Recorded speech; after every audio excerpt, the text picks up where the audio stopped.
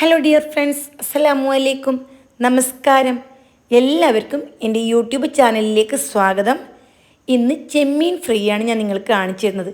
നല്ല വെറൈറ്റി ആയിട്ടുള്ളൊരു ചെമ്മീൻ ഫ്രൈ ആണ്. എല്ലാവർക്കും വളരെയേറെ ഇഷ്ടപ്പെടുന്ന ഒരു റെസിപ്പിയാണ്. ഉണ്ടാക്കാൻ വളരെ ഈസിയാണ്. ഇതെങ്ങനെ ഉണ്ടാക്കുന്നതെന്ന് നോക്കാം. ഇതിനു വേണ്ടി ഞാനിവിടെ 1/2 കിലോ ചെമ്മീൻ എടുത്തു വച്ചിട്ടുണ്ട്. തോടെല്ലാം കളഞ്ഞ് നല്ലപോലെ കഴുകി വൃത്തിയാക്കി വെള്ളം വാർന്നതിന് ശേഷം ഇതിലേക്ക് 2 ടീസ്പൂൺ കാശ്മീരി ചില്ലി പൗഡർ, അതേപോലെ 2 ടീസ്പൂൺ ഇഞ്ചി വെളുത്തുള്ളി പേസ്റ്റ്, 1/2 ടീസ്പൂൺ മഞ്ഞൾപ്പൊടി, പിന്നെ ഇതിലേക്ക് ആവശ്യത്തിനുള്ള ഉപ്പും കൂടി ചേർത്ത് കൊടുക്കണം. ഉപ്പൊക്കെ നിങ്ങൾക്ക് എത്രത്തോളം വേണം അതിനനുസരിച്ച് ചേർത്ത് കൊടുത്താൽ മതി.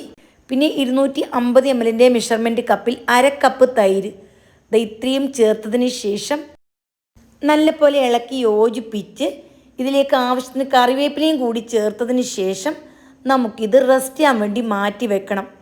നമ്മളിതിലേക്ക് തൈരൊക്കെ ചേർത്തിട്ടാണ് ഇത് മിക്സ് ചെയ്തെടുക്കുന്നത്. അങ്ങനെയാകുമ്പോൾ ഈ ചെമ്മീൻ നല്ലപോലെ ജ്യൂസി ആയിട്ട് കിട്ടും, നല്ലപോലെ ഹാർഡായിട്ട് കിട്ടില്ല. അങ്ങനെയാകുമ്പോഴാണ് നമുക്ക് ചെമ്മീൻ കഴിക്കാൻ ഭയങ്കര ടേസ്റ്റ്. ചെമ്മീനിൽ അല്പം പോലും വെള്ളം ഉണ്ടാവാൻ പാടില്ല, ആ കാര്യം പ്രത്യേകം ശ്രദ്ധിക്കണം.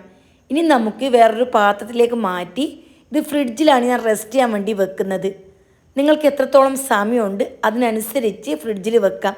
ഞാനിവിടെ 4 മണിക്കൂർ വെക്കുന്നുണ്ട്. സമയമില്ല എങ്കിൽ 1 മണിക്കൂറെങ്കിലും വെച്ചാൽ നല്ല പോലെ ഈ ചെമ്മീൻ സോഫ്റ്റായിട്ട് കിട്ടും. ഇനി നമുക്ക് ഫ്രൈ ചെയ്യാം. അതിന് വേണ്ടി നോൺ സ്റ്റിക്കിൻ്റെ പാനാണ് ഞാൻ എടുത്തത്. അങ്ങനെയാകുമ്പോൾ അടിക്ക് പിടിക്കുന്നുള്ള പേടി വേണ്ട. എന്നിട്ട് ആവശ്യത്തിന് ഓയിൽ ഒഴിച്ചു കൊടുത്തതിന് ശേഷം ചെമ്മീൻ ഇട്ട് കൊടുക്കണം.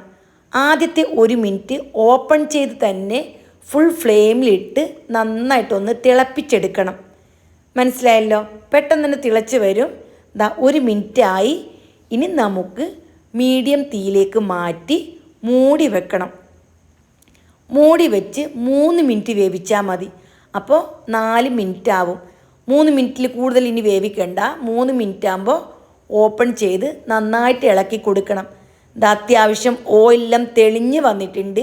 ദയ്യൊരു പരുവം ആകണം. അല്ല എങ്കിൽ 1-2 പ്രാവശ്യം ഇളക്കി കൊടുക്കണം. നല്ലപോലെ തൈരെല്ലാം വറ്റി എണ്ണ തെളിഞ്ഞ് വരണം. ആ സമയം നമുക്കിതിലേക്ക് വീണ്ടും കുറച്ച് കറിവേപ്പിലയും 1 teaspoon garam masala, 1 teaspoon pepper powder ഇത്രയും ചേർത്ത് കൊടുത്തിട്ടുണ്ട്. എരിവ് കുറച്ച് മതിയെങ്കിൽ 1/2 ടീസ്പൂൺ ചേർത്ത് കൊടുത്താൽ മതി. ഇനി നിങ്ങൾക്ക് വേണമെന്നുണ്ടെങ്കിൽ മല്ലിയില ഉണ്ടല്ലോ, ചെറുതായി അരിഞ്ഞ് അതും ചേർത്ത് കൊടുക്കാം.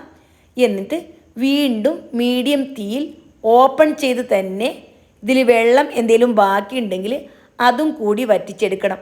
മാക്സിമം 5 മിനിറ്റാണ് ചെമ്മീൻ ഫ്രൈക്ക് വേണ്ട സമയം. ചെമ്മീൻ നന്നായിട്ട് മൊരിഞ്ഞ് വന്നിട്ടുണ്ട്, നല്ല പോലെ സോഫ്റ്റ് ആയിട്ടുണ്ട്. ഇങ്ങനെയാണ് വേണ്ടത്.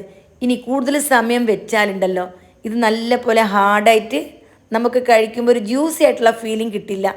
അതുകൊണ്ട് തന്നെ ഞാൻ പറഞ്ഞ ടൈമെല്ലാം കറക്റ്റ് നോക്കണം. വളരെ ടേസ്റ്റി ആയിട്ടുള്ള ചെമ്മീൻ ഫ്രൈ ആണ്.